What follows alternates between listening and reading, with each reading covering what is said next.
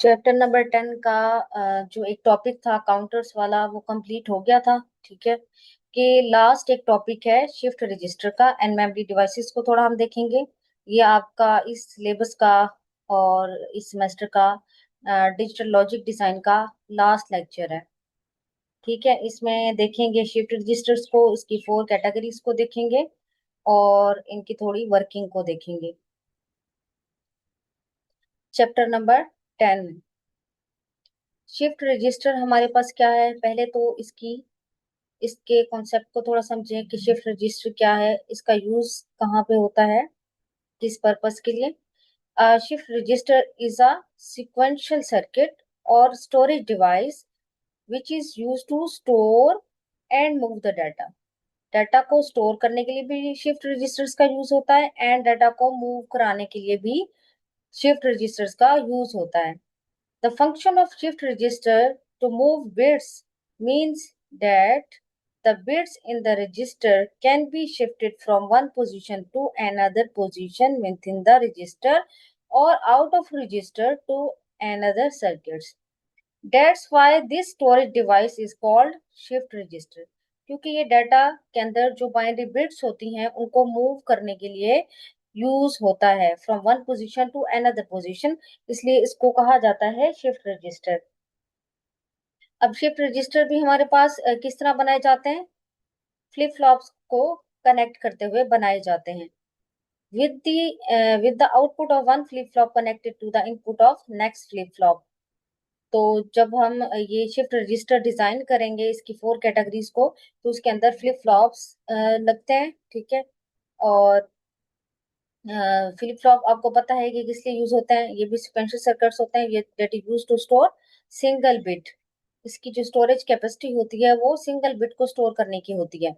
The storage capacity of register is increase by increasing number of flip flops. अब आपने अगर shift register की capacity को बढ़ाना है, यानी कि 2 बिट को शिफ्ट करना है, स्टोर करना है, तो 2 फ्लिप फ्लॉप। इसी तरह ज्यादा करना चाहते हैं, 4 बिट्स को करना चाहते हैं मूव, तो क्या करेंगे, 4 फ्लिप फ्लॉप्स का यूज करेंगे। तो इसी तरह एन बिट रजिस्टर है तो मतलब उसके अंदर हमारे पास उसके कंस्ट्रक्शन में एन फ्लिप फ्लॉप्स यूज होते हैं। हम जो है शिफ्ट रजिस्टर्स को बना सकते हैं एस आर फ्लिप फ्लॉप का यूज करते हुए, जे के फ्लिप फ्लॉप और डी फ्लिप फ्लॉप का यूज करते हुए। सिंपल जो शिफ्ट रजिस्टर होता है वो डी फ्लिप फ्लॉप का यूज करते हुए हम बनाते हैं। अब ये हमारे पास क्या होगा, सिंपल शिफ्ट रजिस्टर अगर बनाना है तो डी फ्लिप फ्लॉप का यूज करेंगे। डी फ्लिप फ्लॉप का आपको पता है कि हमारे पास इनपुट 0 हो तो आउटपुट 0 होती है, 1 हो तो 1 होती है। तो ये इसका ट्रूथ टेबल है डी फ्लिप फ्लॉप का, ये ऑलरेडी आपको पता भी है, इसका आप पढ़ चुके हैं इसके बारे में। तो डी फ्लिप फ्लॉप का यूज करते हुए हम शिफ्ट रजिस्टर्स को बना सकते हैं। अब डाटा शिफ्टिंग किस तरह होती है शिफ्ट रजिस्टर के अंदर, उसका कॉन्सेप्ट थोड़ा देख लेते हैं। The output from one D flip flop is connected to D input of next D flip flop. अब ये क्योंकि सीरीज में एक दूसरे के साथ कनेक्शन में होते हैं सारे फ्लिप फ्लॉप, तो एक की जो होगी आउटपुट वो अगले की इनपुट बन रही होगी। One bit in one clock pulse shift to the next flip flop. अब यहाँ पे इसका कॉन्सेप्ट थोड़ा सा यहाँ से समझे, हमारे पास क्या है कि डी फ्लिप फ्लॉप का यूज करें हम। ठीक है, यहाँ पे आप देखो ये क्लॉक को शो कर रहे हैं, क्लॉक 1। जब हमारे पास अभी स्टार्ट है, इनिशियल है, तो क्या है, डी ए की वैल्यू 0 है, Q A, Q B, Q C and Q D, इन सब की वैल्यूज क्या है, 0 है। तो सबसे पहले क्या होगा, जब हमारे पास फर्स्ट क्लॉक पल्स होगी तो क्या होगा, 1 बिट कहाँ पे शिफ्ट हो जाएगी, डी ए को मिलेगी एज अ इनपुट, और क्यू ए में वो एज अ आउटपुट आ जाएगी। ठीक है, नेक्स्ट फिर इसी तरह 0 आया, 0 यहाँ पे क्यू ए में आएगा, क्यू ए में ऑलरेडी 1 था, वो कहाँ चला गया, यहाँ क्यू बी के अंदर शिफ्ट हो गया। इसी तरह फिर नेक्स्ट क्लॉक पल्स के अंदर देखें, थर्ड में ये वाला जो 1 था यहाँ पे शिफ्ट हो गया, इसी तरह ये वाला 0 इधर शिफ्ट हुआ और ये वाला 0 इधर शिफ्ट हुआ और ये चीज 0 हो गई, ये 1 यहाँ पे शिफ्ट हो गया। फिर क्या है, फोर्थ क्लॉक पल्स आई तो क्या हुआ, ये 1 यहाँ पे शिफ्ट हुआ, ये वाला 0 यहाँ शिफ्ट हुआ, इसी तरह ये एक एक बिट आगे शिफ्ट होता गया और ये 0 आ गया। यहाँ पे भी आप देख लें, जैसे हमारे पास फर्स्ट क्लॉक पल्स है, ये एक पूरी फर्स्ट क्लॉक पल्स चल रही है, तो उसके अंदर ये क्या है, 1 है, ठीक है, और बाकी सारे क्या है, 0 0 0 0, ठीक है। फिर नेक्स्ट नेक्स्ट हमारे पास जो क्लॉक पल्स है, उसमें वो 1 आगे शिफ्ट हो गया और बाकी पीछे क्या है, 0 0। फिर इसी तरह अगली क्लॉक पल्स के अंदर, थर्ड के अंदर क्या होगा, 1 यहाँ पे चला जाएगा, फोर्थ के अंदर 1 यहाँ पे चला जाएगा, बाकी सारे क्या है, 0 0 0 आ जाएगा यहाँ पे। ये ट्रुथ टेबल है, ठीक है। ये टाइमिंग डायग्राम है कि डाटा की जो शिफ्टिंग है शिफ्ट रजिस्टर के अंदर वो किस तरह हो रही होती है। ये उस कॉन्सेप्ट को क्लियर कर रहा है। अच्छा, हम आगे मूव करते हैं। अच्छा, हमारे पास दो तरह की शिफ्टिंग हो सकती है, left shift register, left shift होता है और शिफ्ट राइट होता है, ठीक है। तो हमारे पास दो तरह के रजिस्टर है, shift left register and shift right register. Shift left register में आप देखें, जो बिट्स होंगे वो किस तरफ शिफ्ट होंगी, लेफ्ट की तरफ शिफ्ट होंगी, from right to left, right से लेफ्ट की तरफ बिट्स शिफ्ट होती जाएंगी। और शिफ्ट राइट रजिस्टर के अंदर क्या होगा, लेफ्ट से राइट की तरफ बिट्स 1 बाय 1 शिफ्ट होती जाएंगी यूजिंग शिफ्ट रजिस्टर। तो हमारे पास ये दो सिनेरियोज हो सकते हैं।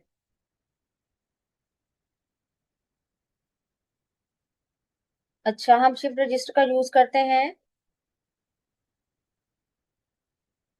The working of the shift register describe into basic step, data storage के लिए एंड डाटा रिट्रीवल भी होता है।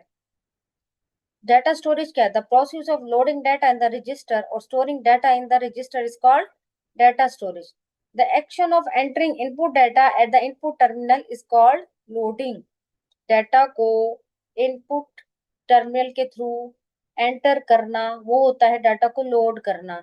डाटा को लोड करने को ही हम कहते हैं कि डाटा हम स्टोर कर रहे हैं। और स्टोरेज यहाँ पे क्या होगा, रजिस्टर, रजिस्टर के अंदर हम डाटा को स्टोर कर रहे हैं।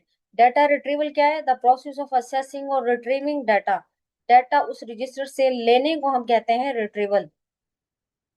असेस करना डाटा को लेना, रिट्रीव करना from the register is called data retrieval.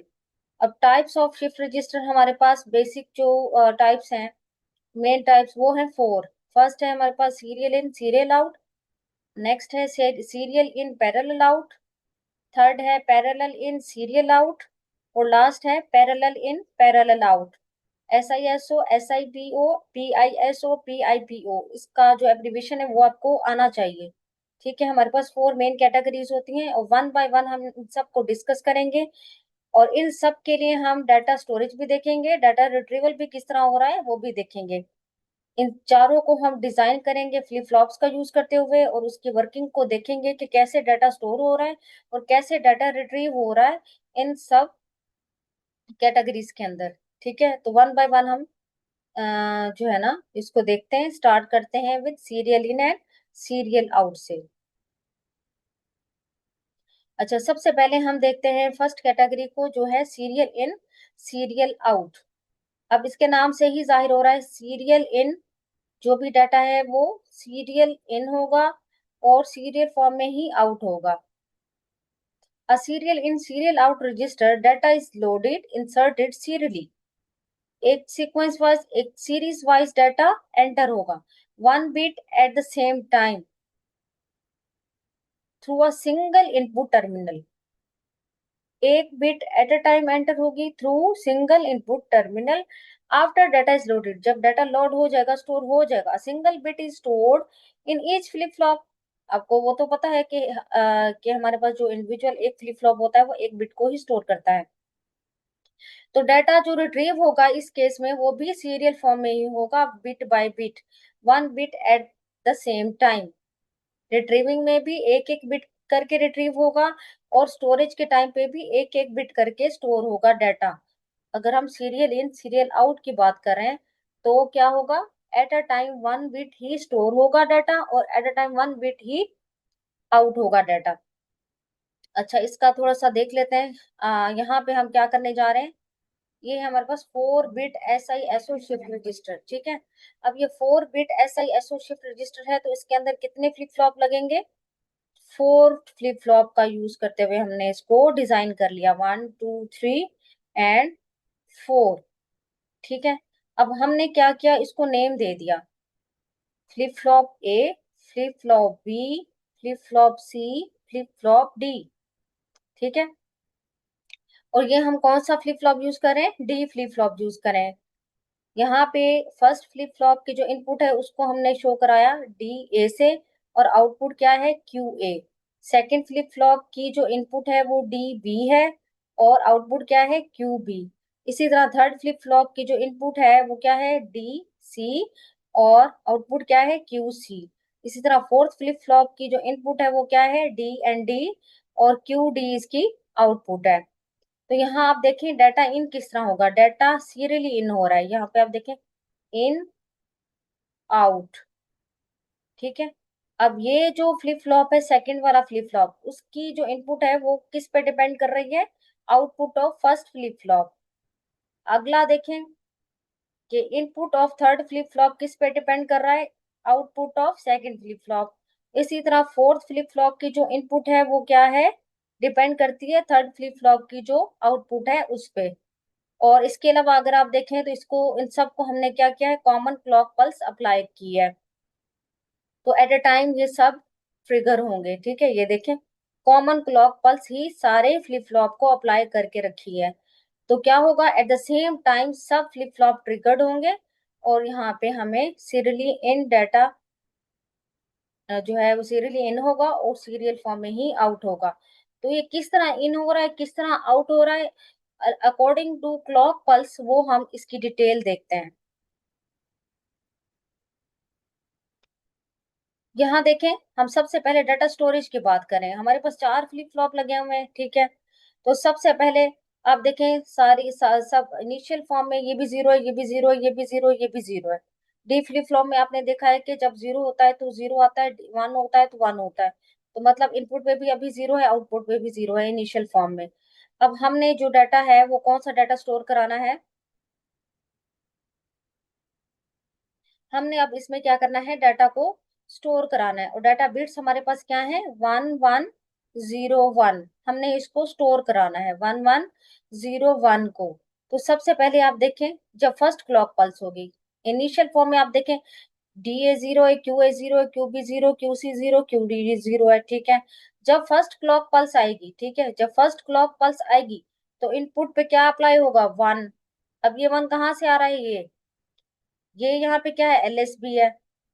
On first clock pulse LSB जो कि वन है is loaded through D A, और डी ए इनपुट अगर वन आएगी तो आउटपुट क्या होगी, क्यू ए वन हो जाएगा।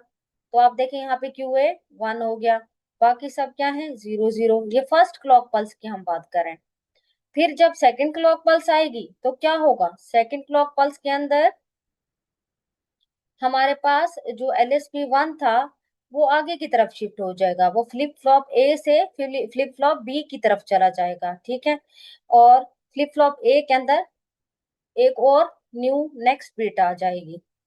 यहां से आप समझे समझे इसको, जब सेकंड क्लॉक पल्स आई तो क्या हुआ, डी ए पे जीरो आया तो उसकी जो आउटपुट है वो जीरो हो गई।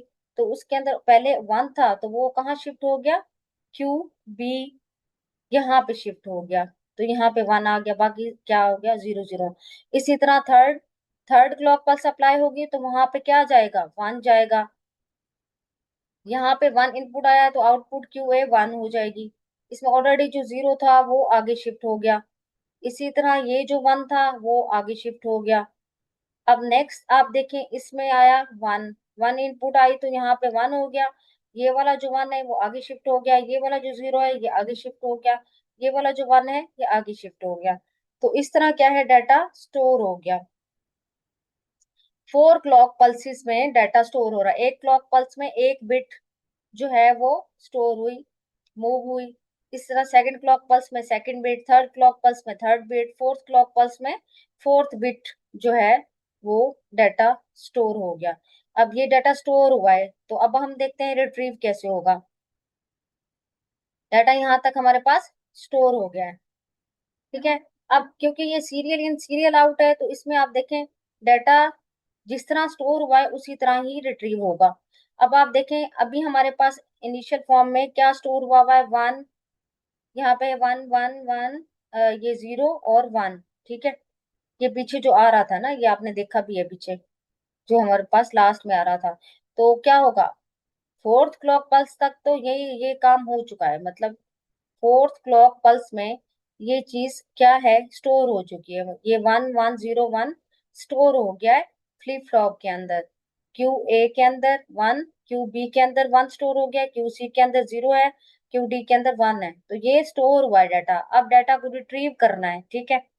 तो डाटा को रिट्रीव करने के लिए क्या होगा, जो फिफ्थ क्लॉक पल्स है हमारी, ठीक है, ये जो फिफ्थ क्लॉक पल्स है, 1 क्या है, एमएसबी शिफ्टेड फ्रॉम। अब ये जो एमएसबी शिफ्ट होगी from Q A to Q B. Q A के अंदर क्या है, 1 है, ये किस तरफ शिफ्ट हो जाएगा, क्यू बी की तरफ। क्यू बी के अंदर जो चीज है वो कहाँ शिफ्ट हो जाएगी, क्यू सी की तरफ।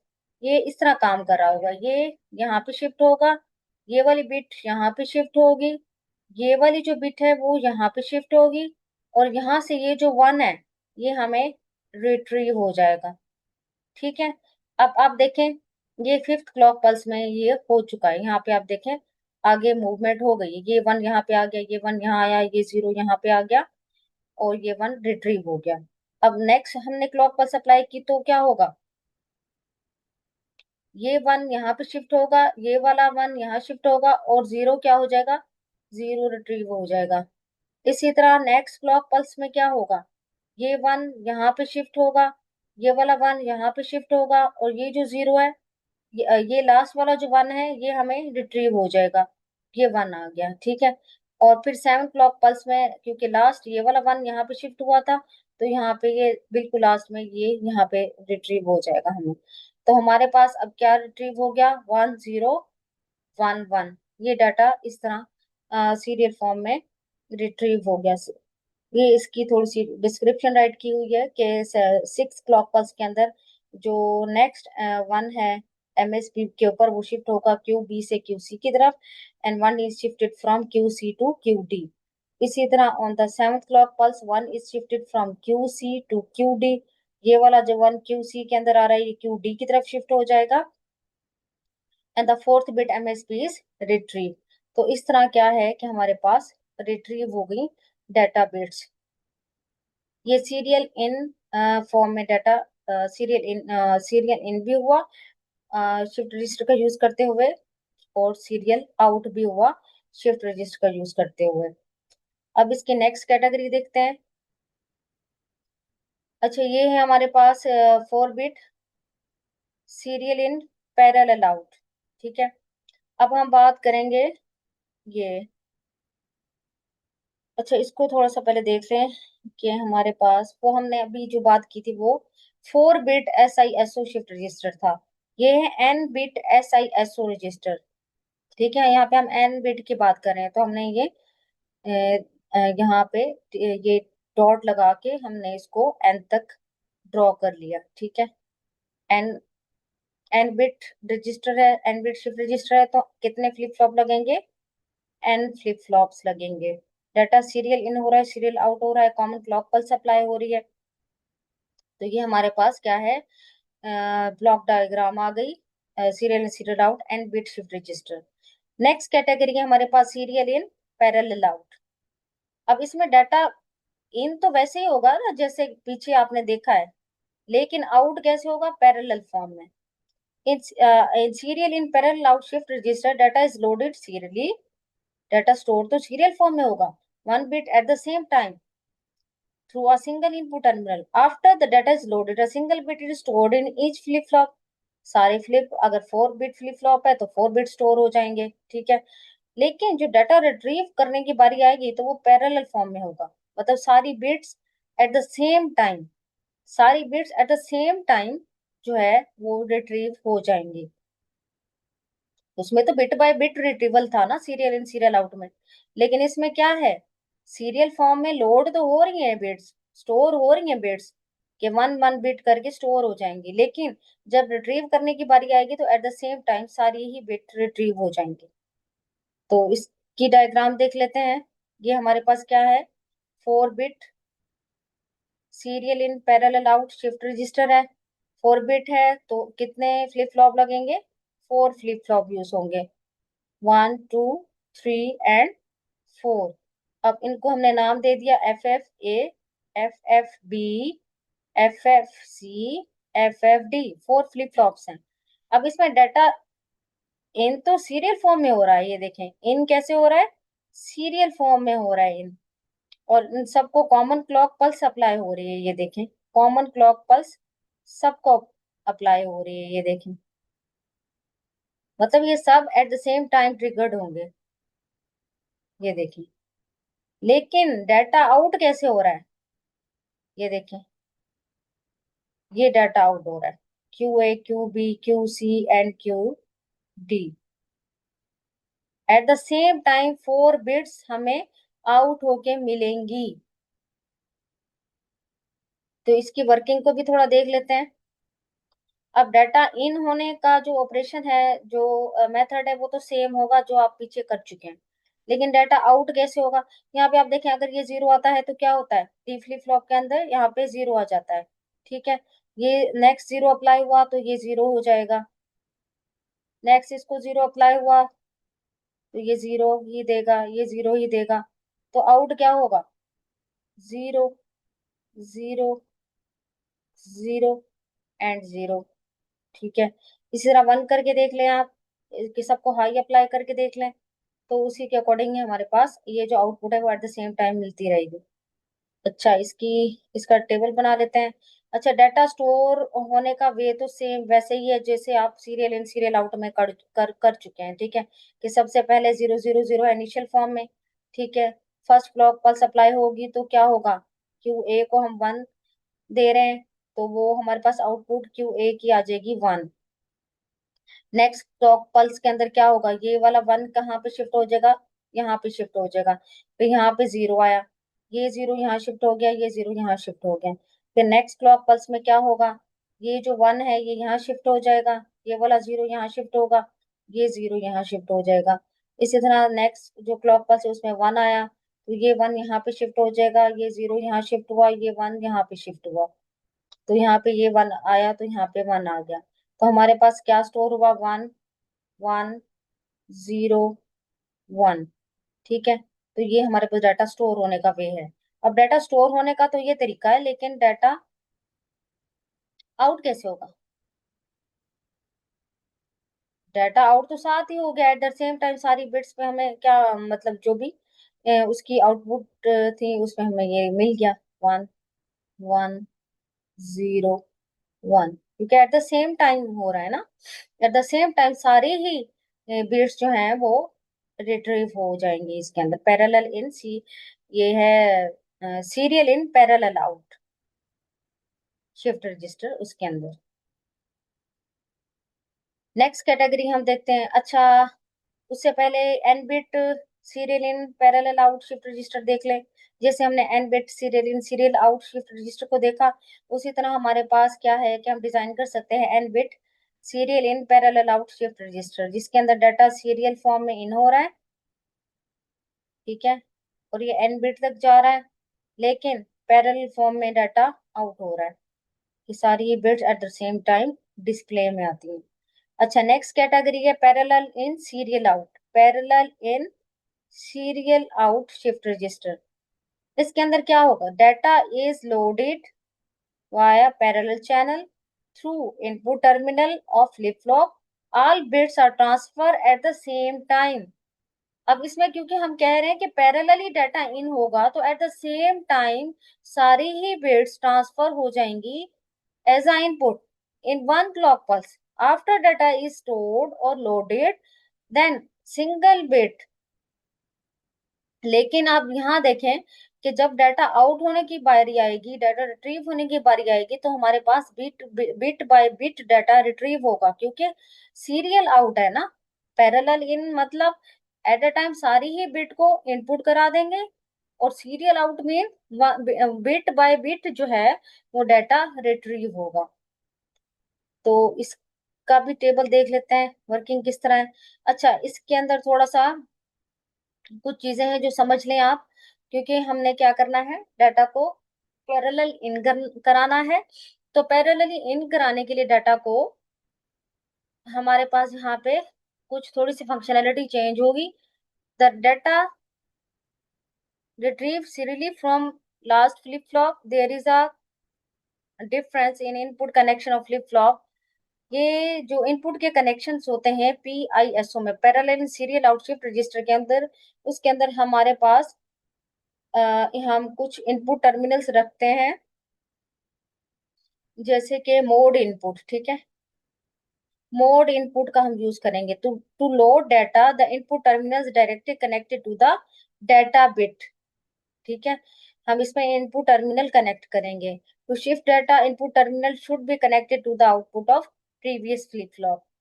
तो यहाँ पे क्या यूज होगा, ये यूज होगा, ये जो सर्किट एक डिजाइन किया हुआ है, तो ये वाला सर्किट जो है हमारा काम करेगा डाटा को इनपुट कराने के लिए।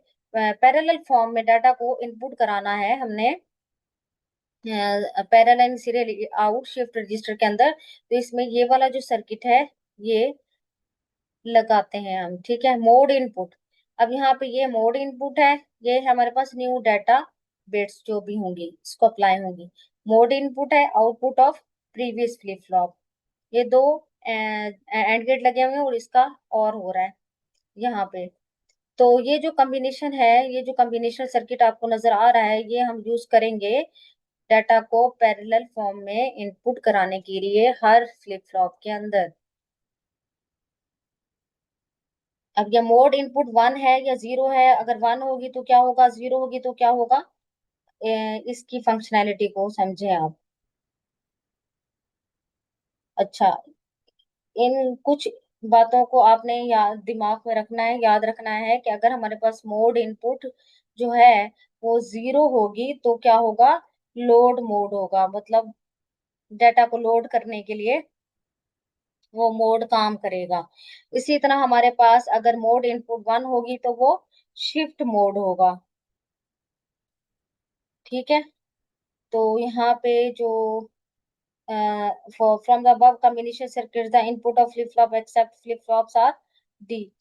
अच्छा, यहाँ पे थोड़ा कॉम्बिनेशन बन जाता है, एक फार्मूला बन जाता है कि न्यू डाटा बिट्स का एंड हो रहा है with mode input plus output of previous flip flop and, मतलब ये एक एंड ऑपरेशन ये हो रहा है, एक एंड ऑपरेशन ये वाला हो रहा है, और ओवरऑल क्या हो रहा है, और तो दो एंड गेट लगाते हैं हम और एक और गेट लगाते हैं, तो ये वाला सर्किट जो है वो काम करता है फॉर डाटा इनपुट। अगर मोड इनपुट हमारे पास जीरो होगी तो लोड मोड होगा, अगर मोड इनपुट हमारे पास वन होगी तो शिफ्ट मोड होगा। अब ये काम कैसे करेगा, इसको इसकी सर्किट से समझें।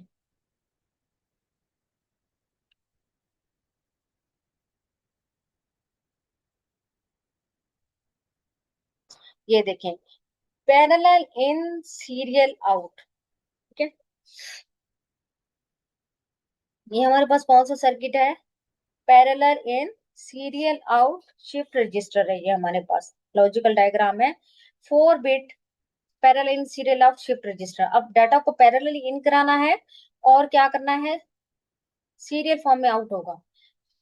अब क्योंकि हमने पैरेलली इन कराना है एट अ टाइम, मतलब कि सारी बिट्स यहाँ पे आनी चाहिए और सीरियल फॉर्म में डाटा आउट होना चाहिए। तो आप देखें, इस फ्लिप फ्लॉप को इसके साथ भी तो कनेक्ट करना है ना।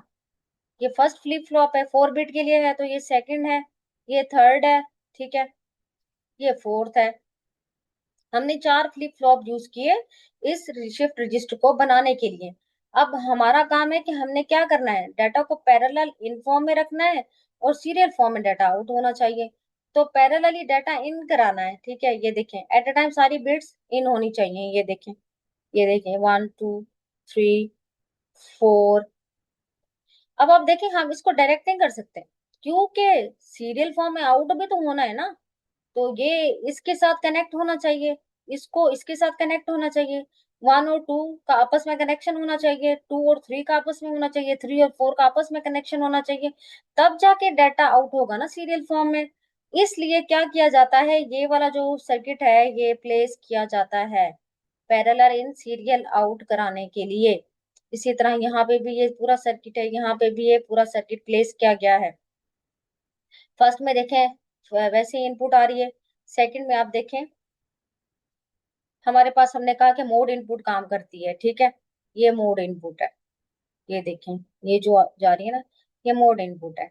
एक हमारे पास सिंपल फॉर्म है, दूसरी हमारे पास क्या है, मोड इनपुट इन्वर्ट करके भी हम दे रहे हैं, ये देखें।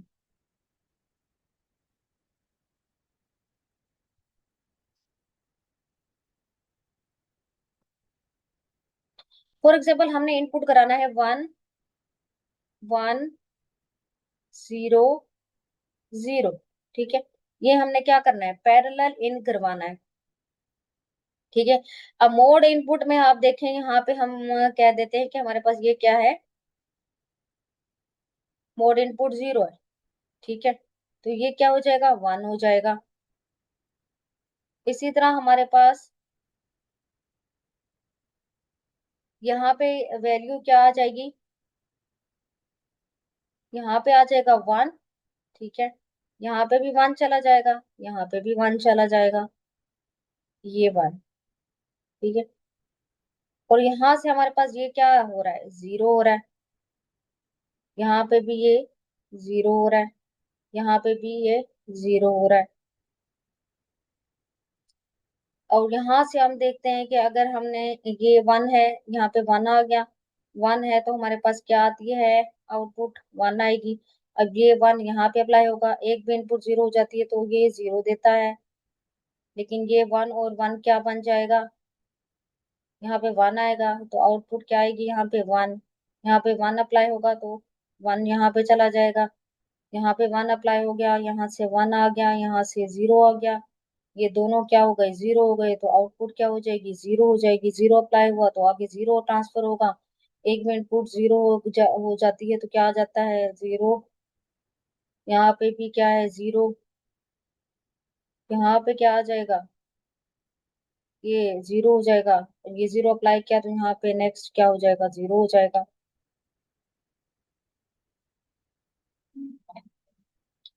तो इसी तरह हमारे पास क्या है कि डाटा की जो बिट्स होती हैं वो यहाँ पे अप्लाई हो रही होती हैं।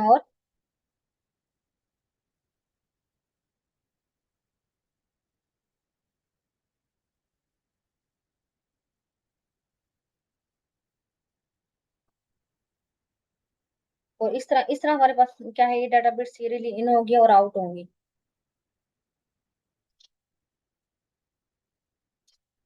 एट अ टाइम यहाँ पे क्या है कि इन हो जाएंगी बिट्स, लेकिन सीरियल फॉर्म में आउट होती जाएंगी।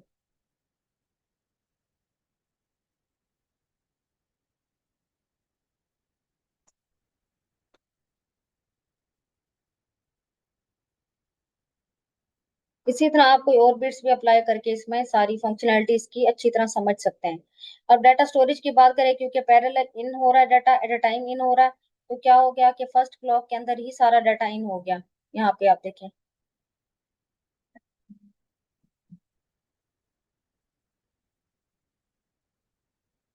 ये देखें, parallel in serial eight a time क्या हो गया, 1 1 0 0 यहाँ पे एंटर हुआ और यहाँ पे हमारे पास स्टोर हो गया। क्यू ए में 1 है, क्यू बी में 1 है, क्यू सी में 0 है, क्यू डी में 0 आ गया। तो ये हमारे पास डाटा स्टोरेज है। देख, लेकिन डाटा जो रिट्रीव होगा वो 1 बाय 1 होगा, ठीक है। कि फर्स्ट हमारे पास जो फर्स्ट क्लॉक पल्स है उसके अंदर हमारे पास क्या होगा, हमारे पास ये डाटा स्टोर है 1 1 0 0, ठीक है।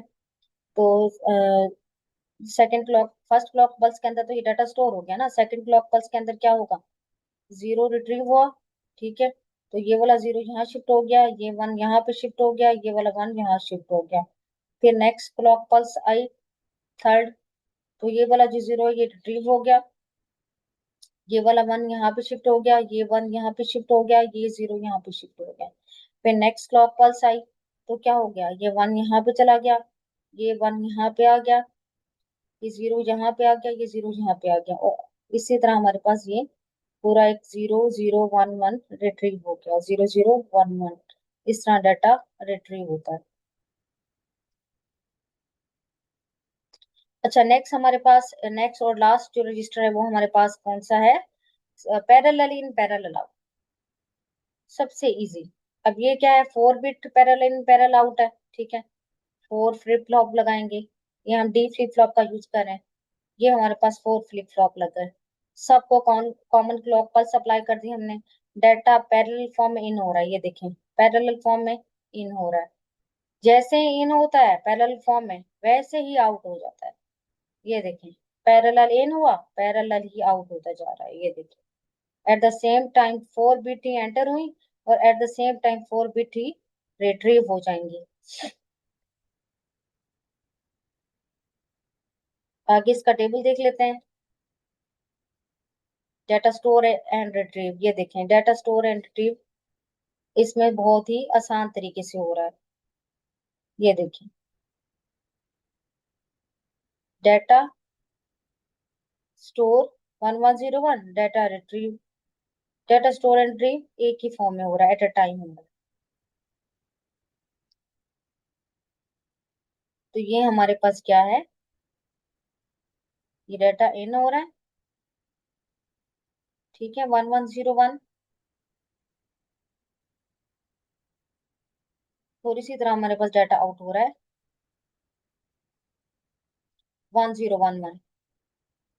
ये देखें, ये 1011, ये डाटा इन हुआ और रिट्रीव हो गया हमारे पास 1011। तो ये हमारे पास parallel in parallel out shift register है। मुझे उम्मीद है कि आपको समझ आ गया होगा कि शिफ्ट रजिस्टर क्या है, उसके अंदर हम डाटा स्टोर कैसे करते हैं, मूव कैसे हो रहा होता है, और रिट्रीव कैसे हो रहा होता है। हमने इसमें 4 कैटेगरीज देख ली, serial in, serial out, serial in parallel out, parallel in, serial out, parallel in और पैरेलल आउट। ये इसकी जो लास्ट कैटेगरी थी। सेमीकंडक्टर मेमोरीज के बारे में आप ऑलरेडी पढ़ चुके हैं, ठीक है। रैम रोम हमने डिस्कस किया था, आईसीटी में आप पढ़ चुके हैं, उसको थोड़ा सा रिवाइज कर लें। रोम क्या है, रैम क्या है, हार्ड डिस्क क्या है, यूएसबी फ्लैश क्या है, डाटा को किस तरह स्टोर हो रहा होता है उसके अंदर। मेमोरी से रिलेटेड कुछ टर्मिनोलॉजीज होती हैं, bit, byte, nibble. A group of 4 bit is called nibble. सबसे बेसिक यूनिट कौन सा होता है, स्मॉल यूनिट कौन सा होता है। बाइट क्या होता है, byte is a collection of 8 bits. 32 bit, 64 bit word होता है हमारे पास। तो ये चीजें आपने थोड़ी सी रिवाइज कर लेनी है। अच्छा, हमारे पास मेमोरी राइट ऑपरेशन होता है, रीड ऑपरेशन होता है, ये भी मैं आपको ऑलरेडी बता चुकी हूँ। मेमोरी राइट ऑपरेशन क्या होता है, ठीक है। बसेस के बारे में भी आप पढ़ चुके हैं, डाटा बस, control bus, address bus. Memory के अंदर से डाटा को हम कैसे स्टोर कर रहे होते हैं, और राइट ऑपरेशन क्या कर रहा होता है, process of storing data in memory. और डाटा स्टोर किस फॉर्म में हो रहा होता है, बाइट्स की फॉर्म में स्टोर हो रहा होता है। डाटा को ओवरराइट करना क्या होता है, तो ये सारी चीजें आपने थोड़ी सी देख लेनी है। और रीड ऑपरेशन क्या होता है, डाटा जो स्टोर है ऑलरेडी उसको रिट्रीव करना, रीड ऑपरेशन कैसे करते हैं, डाटा को रीड कैसे करते हैं। तो ये सारी चीजें थोड़ी सी रिवाइज कर लें। कैटेगरीज है हमारे पास कुछ सेमीकंडक्टर मेमोरीज की, रैम रोम। और रोम की आपने टाइप्स पी रोम, ईपी रोम ये पढ़ी थी। रैम की टाइप भी पढ़ी थी, एस रैम, डी रैम। तो उसकी जो है इनका थोड़ा सा डिफरेंस देख लें, थोड़ा सा इनका बेसिक जो है वो रिवाइज कर लें। अच्छा, ये आपका लास्ट चैप्टर था, चैप्टर नंबर 10। पेज नंबर 376 से 387 तक आपने अच्छी तरह ये सारे टॉपिक्स पढ़ लेने हैं, रिवाइज कर लेने हैं। यहाँ तक हमारा सिलेबस कंप्लीट होता है। तो अभी आपका कोई भी टॉपिक ऐसा नहीं रह गया जो आपने ना पढ़ा हो, ठीक है। तो इसको अच्छी तरह आपने तैयार कर लेना है।